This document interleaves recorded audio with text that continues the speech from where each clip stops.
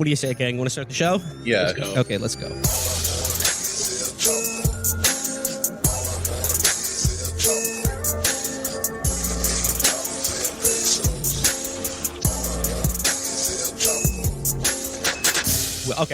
Thanks again to Clay Higgins. We're back today.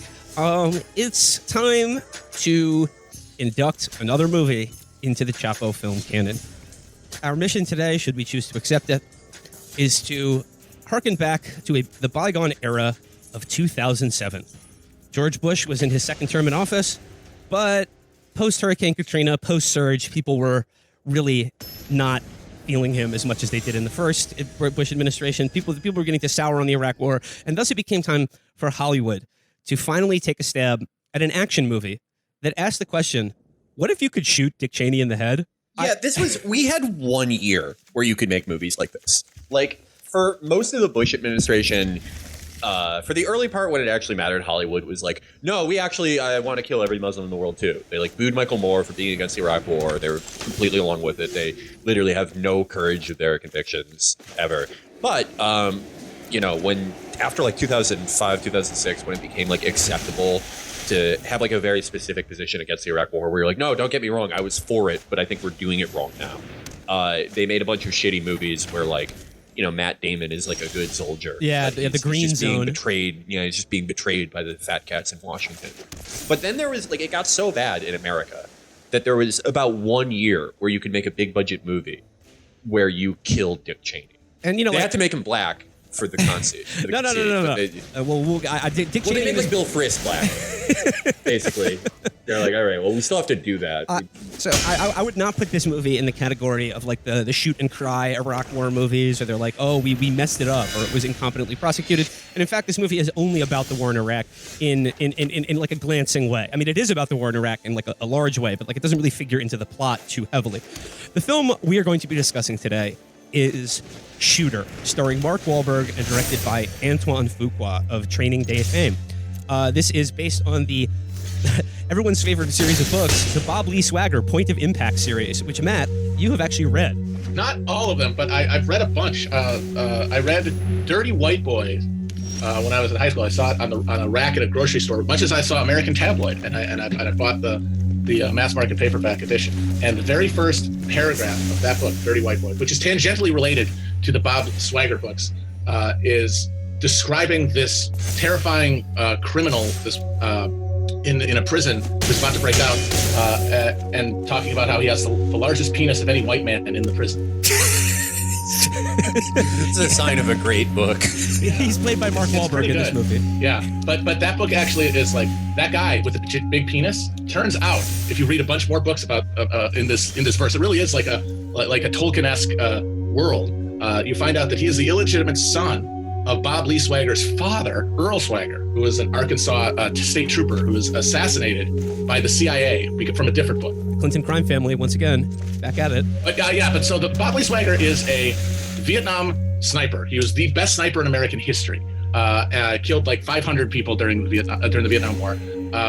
And then he comes home and he's all, traumatized. He lives alone in the Arkansas hill country, and he just keeps getting dragged back into escapades and shenanigans. And the first of their shenanigans is a book called Point of Impact, which was made later into Shooter. And it was written in the 80s, and so like some of the stuff, the plot details are different, but the basic arc of the story is the same. So, by the way, this is that I wanted to find it. We can put it back. We can edit it back in to make it flow better. But this is I found the first paragraph of Dirty White Boy, the first book by Stephen Hunter I read in high school. 3 men at McAllister State Penitentiary had larger penises than Lamar Pye, but all were black, and therefore, by Lamar's own figuring, hardly human at all. His was the largest penis. Yep. His was the largest penis ever seen on a white man in that prison, or any of the others in which Lamar had spent so much of his adult life. It was a monster, a snake, a ropey, veiny thing that hardly looked at all like what it was, but rather like some form of rubber tubing. Damn. Well, the Mark Wahlberg Antoine Fuqua film adaptation has already missed the beat by focusing virtually not at all on Mark Wahlberg's just sort of, I guess, half-related, giant, veiny rubber hose. It's a damn shame. Well, I mean, before we get into the movie itself, like I said, I wanted to discuss this movie because it is one of the only movies I can think of to come out of the Bush era that is a sort of a left-wing stab at making like an 80s-style action movie. And I gotta say, Yeah. it pretty much works. Like I was rewatching this movie again. I was like, you know what? Like this pretty much slaps. And it's layered with all kinds of conspiracy-pilled little Easter eggs for you. So I mean, what did you guys make of Shooter? Well, I've always like loved this movie. Like it's probably like the last movie like this we'll ever really see, unless we get to make Luke Jumper, where it is like, yeah, you can enjoy it like you enjoy John Wick, where there is like actually pretty cool action, and it's like for as much as there is a plot, it's pretty fun. But it is, you know, they are saying like the deep state and like the petroleum industry is evil. And it's like, we're probably just not going to see that again. They would absolutely not do a movie where, like, yeah, there's just an ex-military guy who's going around, like, fucking doming intelligence directors and senators. Like, they would have to fuck up so bad for that for Hollywood, for them to, like, call the lizard men in Hollywood and be like, okay, make one of those to, like, release the pressure valve. Everything is run by algorithms. So there's, like, a certain ceiling and a certain floor where this movie can't be made. I liked it at the time, but I did spend most of the time just having my arms folded, just like this tiny T-Rex armed mass hole is not Bob Lee Swagger. I'm sorry. It was like when they cast Tom Cruise as Jack like Reacher. A gimme capped hillbilly it doesn't play. I think in real life, if a guy did this in real life, which I am not endorsing, I do not think you should do this. It would be like a 5'7" mass hole, because he's like unassuming, and if you saw that guy carrying like a huge duffel bag with like a Barrett 50 cal, you would be like, oh, that's like his equipment to play in the Mighty Mighty Bosstones. He wants to play some type of like electric harp on a clock tower during the president's speech. That's fine. I'll let him do that. Well, I mean, I do remember when this movie came out. Like going back into my total recall for conservative media, I remember Jonah Goldberg of the National Review complaining about this movie when it came out, because he was just like, they killed Dick Cheney. It's a conspiracy movie about how the oil industry controls our government, and they just want to kill Dick Cheney.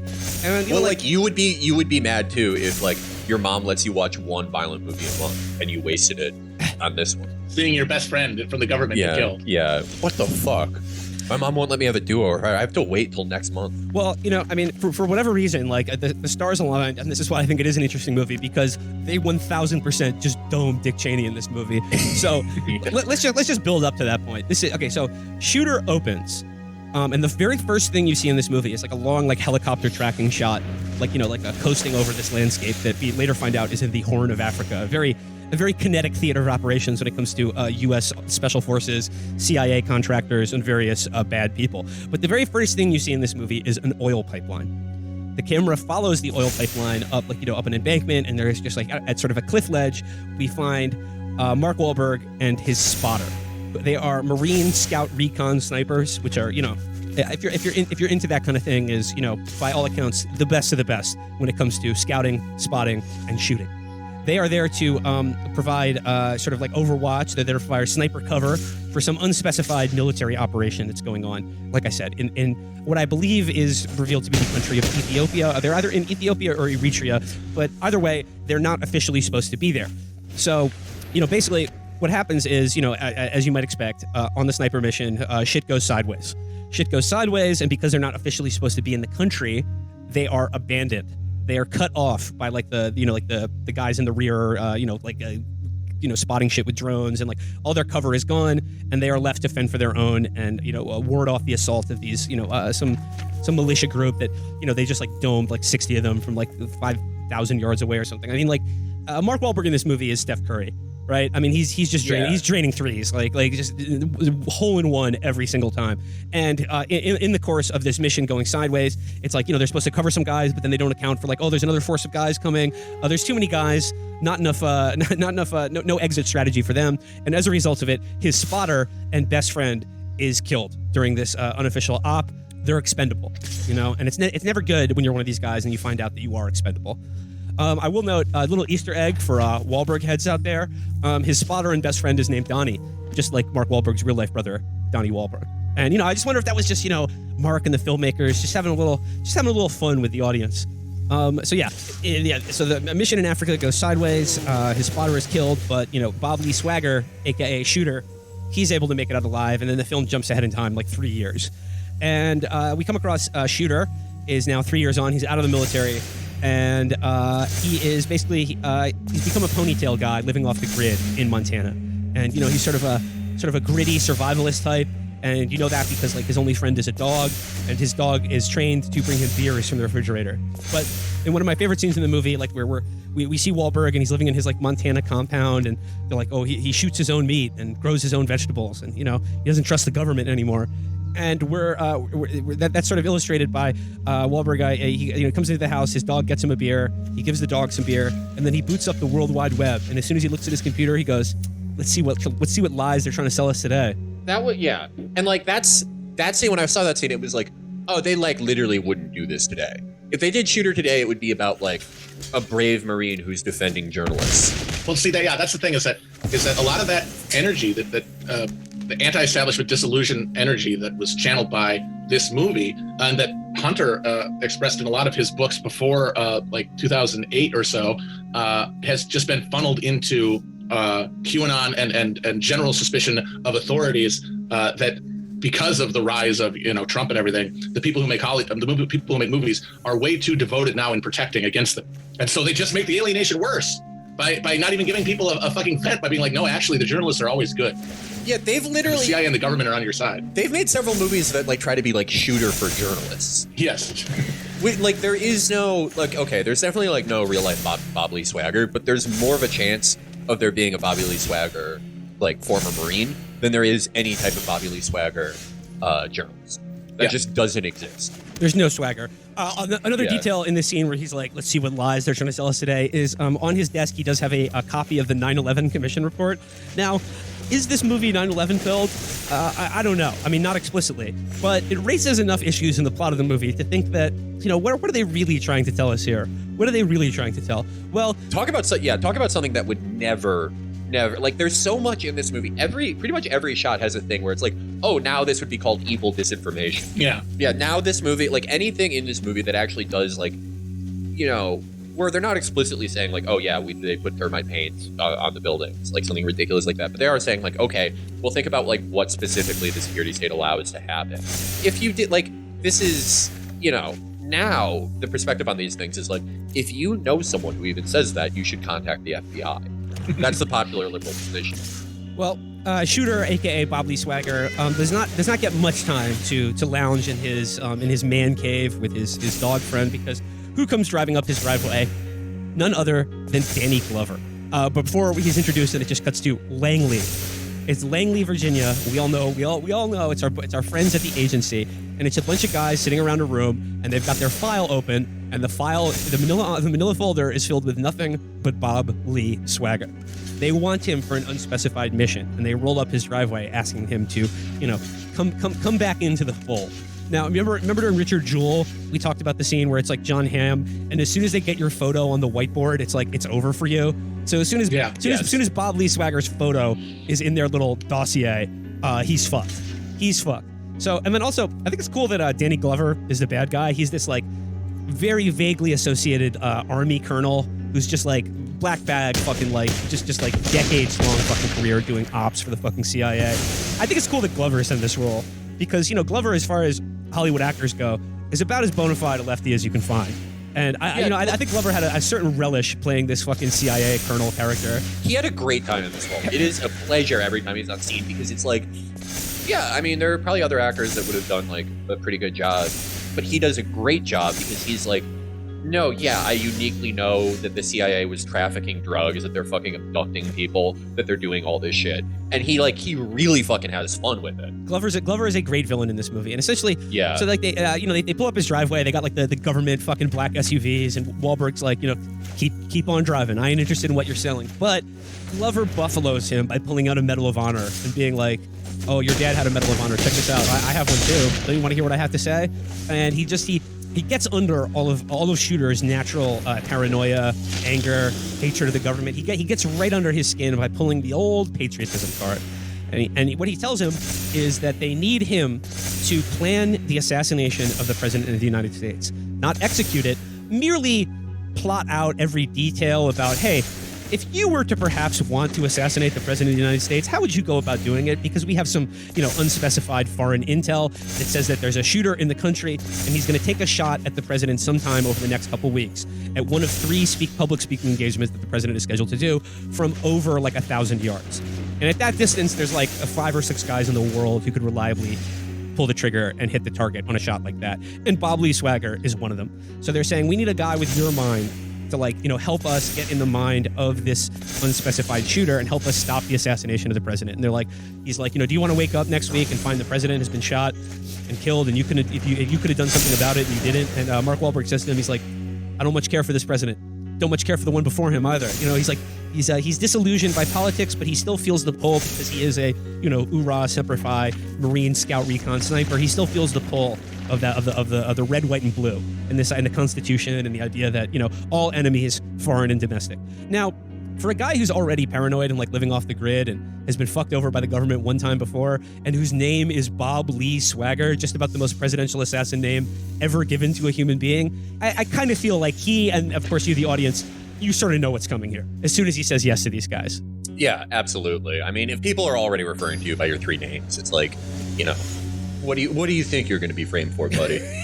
Yeah, they just tell him you're one of 5 guys in the world who can shoot a politician from a mile away, and they're like, oh yeah, no, we want you to stop someone from doing that. I'd like to shout out as well. Danny Glover's goon in this movie is played by Elias Koteas, who's a very slimy sort of evil henchman in this movie. And one of the first thing he does is Mark Wahlberg's dog doesn't like him, and Elias Koteas, being a consummate fed, as soon as he sees Wahlberg's dog, he just starts reaching for his sidearm.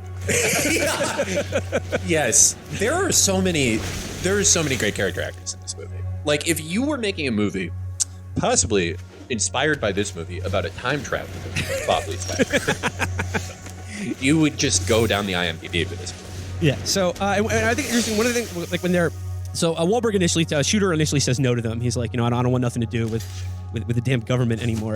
And as they're leaving in the Fed black SUV, Elias Koteas is like, the guy turned us down, and Danny Glover's like, oh no, he said yes, he just doesn't know it yet. And what he says is that Shooter Bob Lee Swagger has basically, if you look at his file, he's a man with a history that says duty, honor, and patriotism. But because of the incident in the Horn of Africa, where duty, honor, and patriotism led to, having his friend be killed and him betrayed, when you lose that sense of that system of belief, when that collapses, you don't know where to turn to or what to do. Well, when you become vulnerable like that, you certainly make an interesting target for men like Danny Glover and the agency to, let's just say, fill the void where that sense of honor, duty, and patriotism once was. So, of course, Shooter Bob Lee Swagger is going to come out of retirement, and he is going to help Glover and his team stop this supposed assassination of the President of the United States. So, he scopes out the locations, and he determines that there is only one location in which the president could be assassinated in this manner, and that is in Philadelphia, appropriately, because it's the only city in America where you could do something like that and get away with it. Yeah. You can assassinate the president by hucking a battery at his head.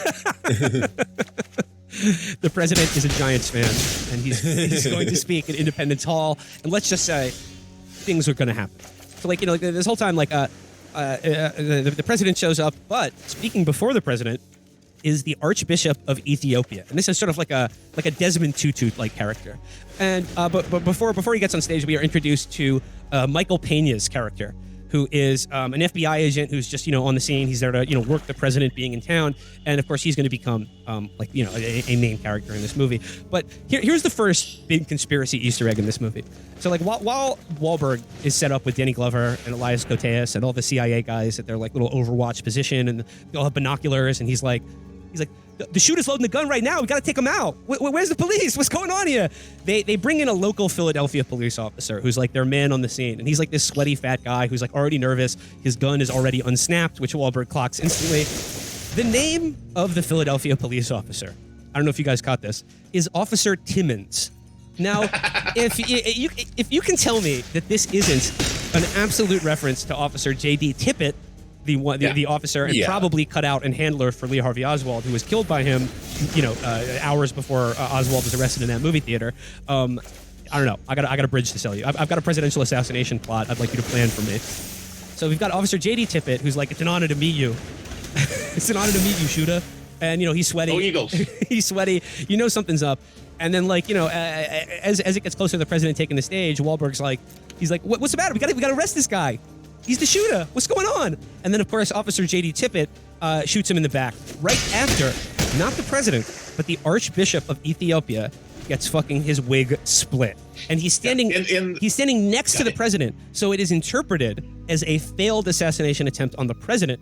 But Archbishop of Ethiopia, he is no more. And Wahlberg in the book, which is written in the 80s, it's sort of an Oscar Romero type Catholic prelate from Central America. Right. Well, I mean, again, you was when we were just going to town down there. It was basically about the El Mozote massacre. The book was. Well, the massacre that this movie's about, like I said, takes place in the Horn of Africa, which is very fitting for both the time this movie came out and now as well. The Horn of Africa is like one of the biggest theaters of like covert involvement for U.S. special forces, the CIA, et cetera, et cetera. So. The Archbishop is assassinated by an unknown shooter, but like instantly as that happens, Officer J.D. Tippett attempts to snip those loose ends and kill shooter Bob Lee Swagger. But how could you fucking miss? He is not. Come on. This guy's a Philly cop. He's not a good shooter.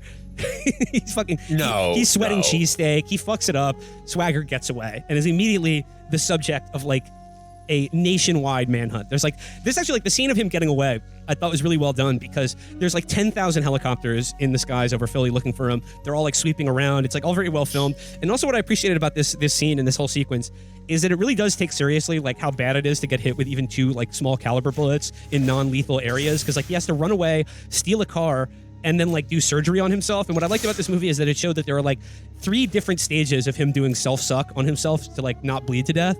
And I thought it was like a pretty realistic, pretty high stakes, sort of like it was a very taut scene of him having to escape and also not bleed to death from his various gunshot wounds. But he is only able to escape because in fleeing the scene of his setup, he comes across Michael Pena, who's just this dipshit FBI agent fresh out of the academy, just going like, woo, like all good, checking in here. And Wahlberg, of course, immediately gets the drop on him, steals his gun, handcuffs, and car, but not before telling him, and this is the only person he gets a chance to talk to, this lonely FBI agent played by Michael Pena, he says, it's a setup, I didn't shoot the president. So he is able to escape Philadelphia, and is now which is all the most heroic thing he does in the movie. Get out of Philadelphia. Yeah. They were gonna make him dress up like Gritty and Crump. They framed him. They were like, you have to say that Gritty's socialist. Say that you tried to kill the president. He was like, no. He fucked around and found out. Yeah. He's bleeding. He needs to get off the streets. There's only one way to go in Philadelphia. That's Baltimore Matt's house. If you want to remove a bullet from you and maybe take a leak. Yeah. Bob Lee Swagger is able to get away, sort of stitched up their whole plans, and then we see Officer J.D. Tippett is like being interviewed on the news, and they're like, oh, he was able to, he saw his gun sticking out of the window and was able to, shoot him in the process of apprehending him. A very, very familiar playbook we're talking about here. Very, very familiar. But of course, Michael Pena, FBI agent, now has to look like a huge pussy in front of like everyone else in the agency, and they're like, you disgraced the agency, you're going up for the Office of Professional Review. And I sort of like the scene where Pena was like, I just graduated the academy 2 weeks ago, and you're saying that this guy is a Marine Scout sniper with like 500 confirmed kills? Like, what do you mean? Like, what the fuck would you have done? I'm lucky to be alive.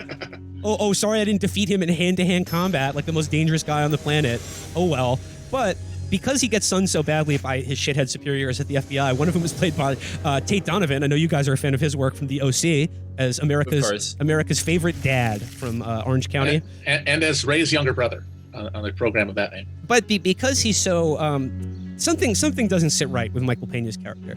Now, here would be a good time to talk about the name of Michael Pena's character, which is very odd until something clicks. The name of Michael Pena's character is Nicholas Memphis, which is a very odd name for any human being, but it's also a very odd name to give a character and an actor who's like a very prominent Hispanic American. Like, you think they would have given him something a little bit more fitting than Nicholas Memphis, which sounds like a porn star's name. I was like, what's up with that? Until, what's the last name? What's that city again? Memphis? Was there another famous assassination that happened in Memphis involving the FBI? Mm-hmm. Yes, there was. I think it is a coded reference to the Martin Luther King Jr. assassination and the FBI's, shall we say, I don't know, the cloud that hovers over that regarding the FBI and that assassination, and the shooter involved in it, who perhaps was also a patsy. Speaking of James Earl Ray, another three-named sort of like cracker shooter who I personally think fits a way more open and shut case on like textbook patsy than even Lee Harvey Oswald. So like I said, I think the filmmakers of this movie they're not putting their thumb all the way on the scale, but they are hinting at a lot of what this movie implies and what they're really trying to say with this action movie. So there's another really good scene of Mark Wahlberg doing self-suck on himself. He uses a turkey baster to like fill his veins with sugar water, and Michael Pena he's like, oh, like a hardware store, like, you know, someone bought sugar water from them, and I think he's an Age of Napoleon listener or something, because he's like, they've been using sugar water to treat battlefield wounds since the Napoleonic era, and they're like, shut up, loser, go back to clocking phone calls. Yeah, they're like, we listen to true crime podcasts at the Bureau, you fucking pussy. So then check out ageofnapoleon.com. So then Bob Lee Swagger is, of course, on the run. He's like the most wanted man in the world. So he's got to turn to someone for help.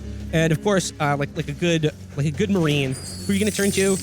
The wife of your dead friend, who you've never met even once. He just shows up at her house and he's like, "You got to help me. I didn't kill the president." And then she's like, "Of course you didn't kill the president, you idiot. You killed the Archbishop of Ethiopia."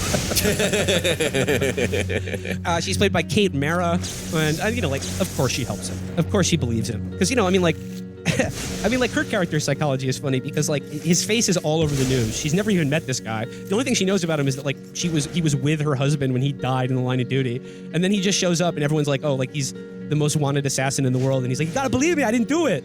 And she's like, okay, I'll help you. And she's no one said like military wives, like they're not praised for being smart, like they're praised for being like, you know, strong, nice, but not smart. Well, she is smart because, you know, she trusts that, you know, he is on the level, and that she's smart enough to know that, hey, the lying fake news media, if they're you know, doing everything possible to make you think that this guy's the shooter, maybe he's not. So of course she helps him, she stitches him up, and you know he's back to fighting shape, and he knows that he needs to take down Danny Glover and the people who set him up. Oh, and then also he finds out through Kate Mara's character that the news included in the account that they killed his dog. The dog that he trained from birth to fetch beers for him from the fridge. Elias Koteas made good on his threat and killed Mark Wahlberg's dog. And then he planted a news story about like he even killed his dog because he knew he wasn't coming back.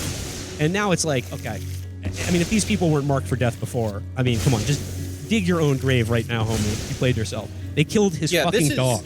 This is like John Wick gets a lot from this movie. And, you know, they basically do John Wick. But whereas John Wick is like in service of like lore about a secret hotel, like, you know, this is about the deep state. It's about JFK. It's about the MLK assassination. It's about everything. And then, you know, as this is going on, Michael Pena's character, Nicholas Memphis, is beginning to sort of cotton to the idea that, like, maybe the story here that, like, his bosses are so wed to aren't adding up. Because, like, when they debrief him after, like, they make extra, they give him the full court press to leave out from his, like, official write-up of the incident that Shooter told him in the moment that this is a setup, I didn't kill the president. And then he begins to notice things like, how come is it that our FBI field office had like every single piece of information about Bob Lee Swagger like 20 minutes after he supposedly pulled the trigger? He's like, you know, he's getting conspiracy pilled on what's going on here, and the fact that he figures out that like Mark Wahlberg is like the best sniper in world history. So like, how could he miss a shot by 2 feet? You know, it doesn't make sense. It doesn't make sense. So I mean, he begins to, and Pena and him, they become allies, and they become allies because shooter Bob Lee Swagger uses him as bait to like lure the deep state assassins out of the muck, because they know they're looking for him and he's got to get them to show themselves. So he does that by exposing Michael Pena to their scrutiny or whatever, and they abduct him. And in probably one of my favorite details of this movie, they abduct him, they torture him and interrogate him to like get what he knows about their plot. And then they I swear to God, I've never seen this in a movie before or since. And it's another one of those things that like really make you go They break out this like bizarre saw type contraption to get him to shoot himself in the head. It's like a neck brace and like an arm. It's like an arm crank like neck medical device that like pulls your hand towards your head with a gun in it and then makes you pull the trigger, so that forensically it will look like you pulled the trigger on yourself. And the guy's doing this. Yeah. The guy's doing this to him and go, it's not the first time we've done this. It works. And I was just sort of going, Interesting. I know. I remember the first time I saw that, I was like, "Damn, that could work. Is that a device? Is that a real thing?" I was like, this makes sense. I was like, fuck. I was just like going through my head of like all do these love people. just shooting themselves in the head when they're like very close to being interviewed for conspiracy-related cases. It's a very common thing that happens.